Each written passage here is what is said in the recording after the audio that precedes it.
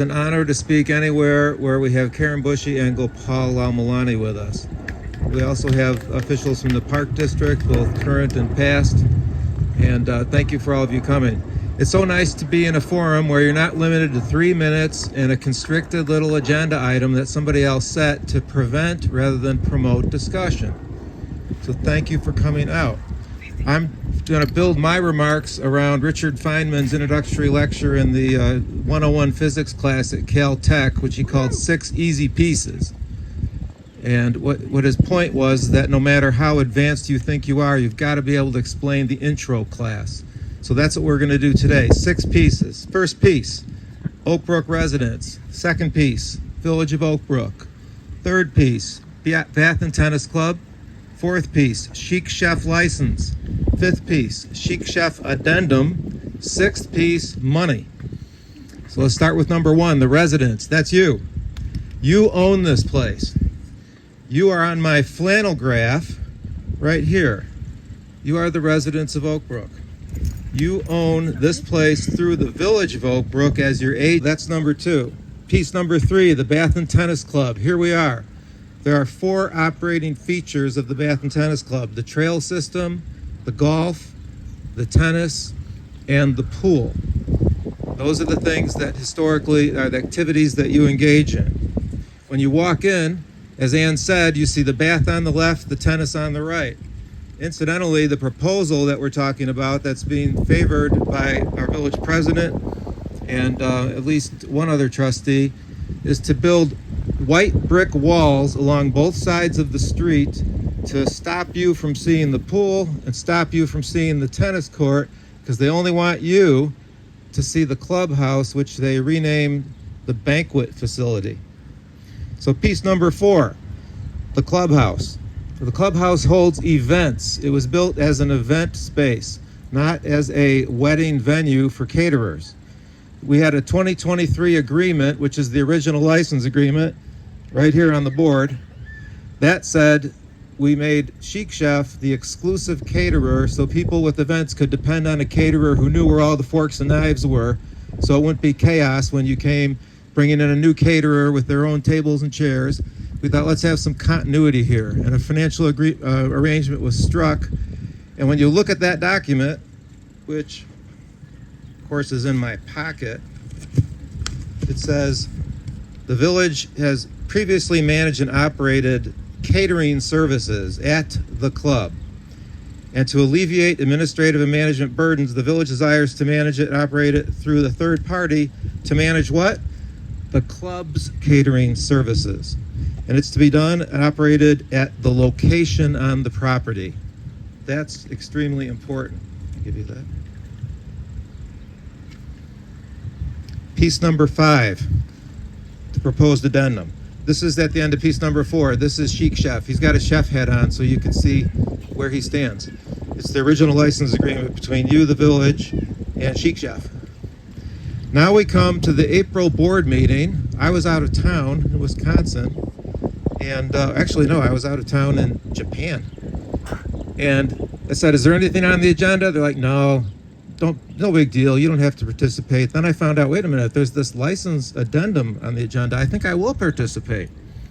And we were told this was ready to go. This is a final addendum to implement a deal with supposedly the Chic Chef, who's flexing his muscles and wants to do more than he's doing because his current agreement only goes till 2027.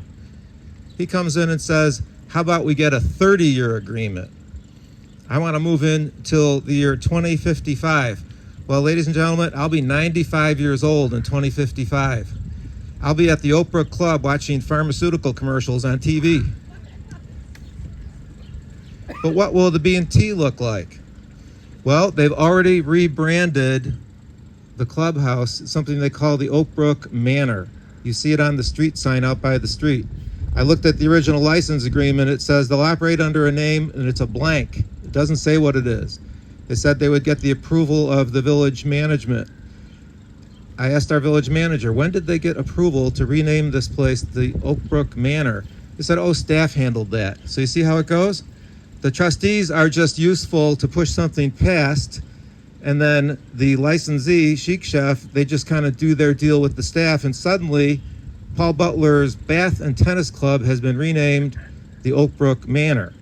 Now, walk over to the pool, right where you go in, and the poolside cafe, which was originally managed by village employees, then became managed by Fig Boz, who manages the golf club grill.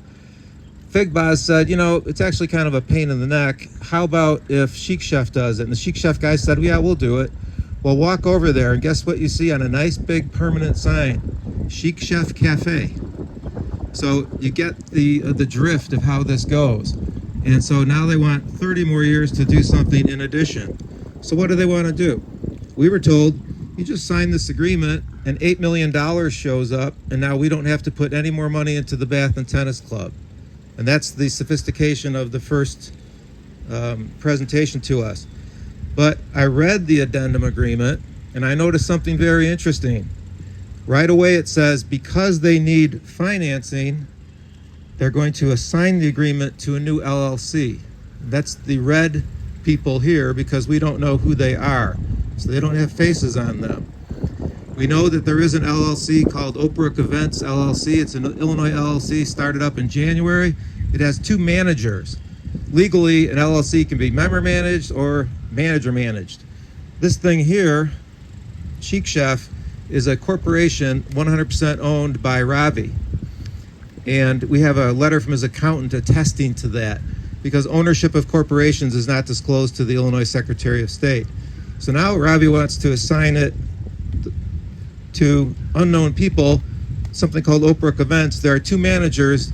Each of them are named Patel. One has an address in Schaumburg, one has an address in Texas. So we said, who are these guys? Nobody will tell us who they are.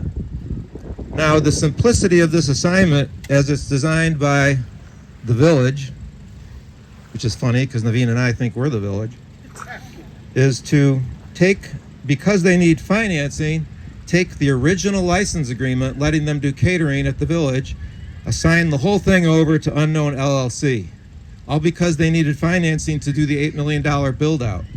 Well, look what they've just did. They've just taken the current catering operation and assigned it to an Unknown LLC. Now the accountant letter about who owns it doesn't mean anything. Now we're dealing with people we don't know. And so I said to, I sent a memo out to all the trustees. I said, this can't be right, because there's just a black box down here in the agreement. When you read the addendum, all it says is they're gonna make a new locker room, they're gonna make a new golf check-in facility, they're gonna replace that golf building, or the tennis building, and they're gonna move the garbage can area. And they're representing that as your $8 million solution. So I looked in the document for the number 8 million and was surprised to see there's no number in the document. But now remember, those of you who've done commercial financing, they say they need the assignment to take this document to their bank to get financing, or to unknown private investors. How many of you deal with banks who don't need to see a number in an operative document? So I raised that. I said, where's their obligation to put 8 million in anywhere? And then that led further to me just saying it's a black box. And then I made a list of everything that should go in a black box.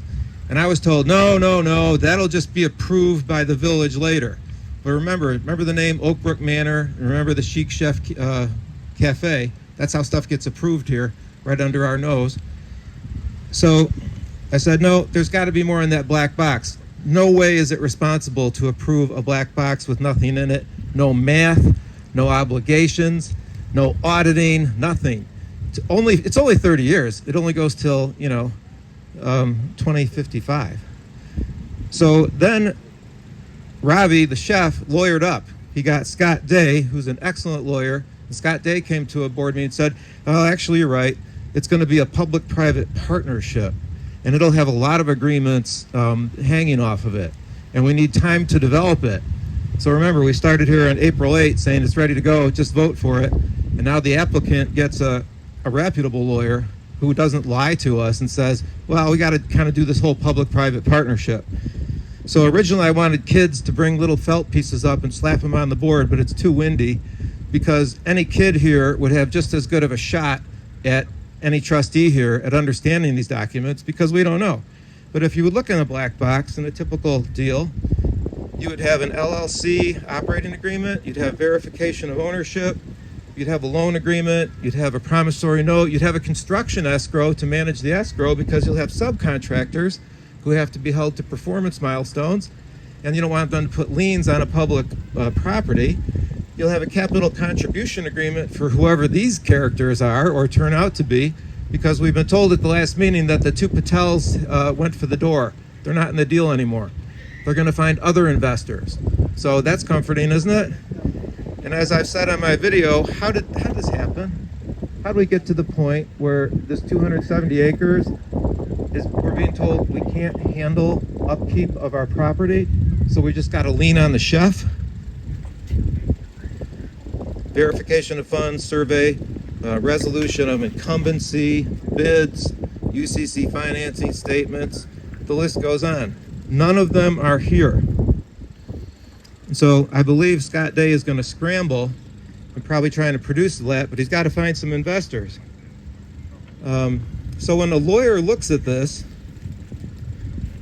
the lawyer says it's just a black box. So I've asked a child in the audience to help me, or a younger person.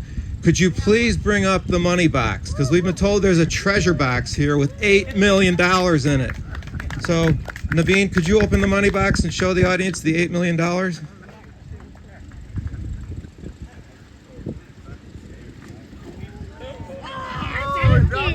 Well, we got tissue paper in there? That's right. The money here, it's not there. There's no money. And we've been told you need $8 million. Now, let's look at what else is not. Let's look at what else is not in this agreement. This current license agreement has some parking guidelines, but it's only parking guidelines for wedding guests. There are no parking guidelines for Chic Chef. And in the new addendum, there are also currently no parking guidelines. Why is this important? Because we've researched Chic Chef. Their website says they're based here at this address on Oak Brook Road in Oak Brook. And it says from here, they serve 71 other venues for events. And they serve them in a 3-state area, Wisconsin, Indiana, Illinois. Come here at night, count the trucks. There's 2 trucks right there. There's another one. We got 4 here now. Friday night, there were 8 trucks here. Yeah. There's no restriction on the trucks. That tells you, again, who's in the driver's seat on this deal. It's an opportunistic business that will soon be run by people we don't know, running operations at 70 places in 3 states, all based here on the Bath and Tennis Club. All because we were told it's somebody else's money, don't worry about it. It's a public-private partnership. It's a hybrid entity. They're just incidentally running a private business to confer a public benefit. Really? And we're on point number 6, which is the money. We're being told by our village president and by Trustee Manzo in his learned texts, do the Chief Chef deal or the B&T dies. That's the simplicity of their position. You've seen it in the mailing you got. Do the deal or the B&T dies. This is your only alternative. And why is it your only alternative? Because they've done some creative accounting, which Naveen will get into. They've said, with the $8 million from Chic Chef, it's a good head start towards the 15 or 17 million we're going to need to really fix this place up. Well, I'll let Naveen handle the numbers, but remember, what are you going to get here? Are you going to go to the Ruth Lake Country Club and see 10 trucks lined up next to the tennis courts? Are you going to get that at the River Forest Tennis Club in River Forest? Are you going to get that at Butterfield Country Club? Is that the environment you want? To come here and say, I'd like to play tennis, I'd like to go swimming. Let me see if I can find a parking space in between trucks serving a business in 3 states at 70 locations. So what we've concluded at this point is that we have a false choice if we're being told Chic Chef or die.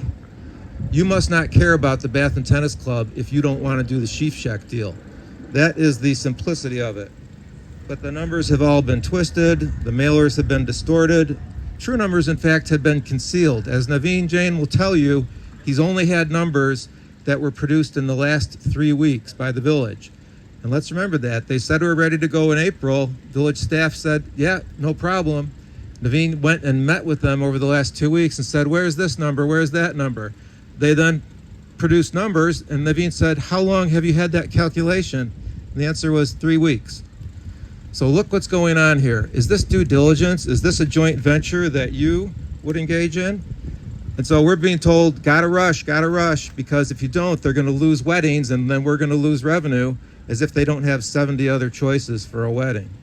So as I see it now, there's no rush, and there should be no Chic Chef deal on this property.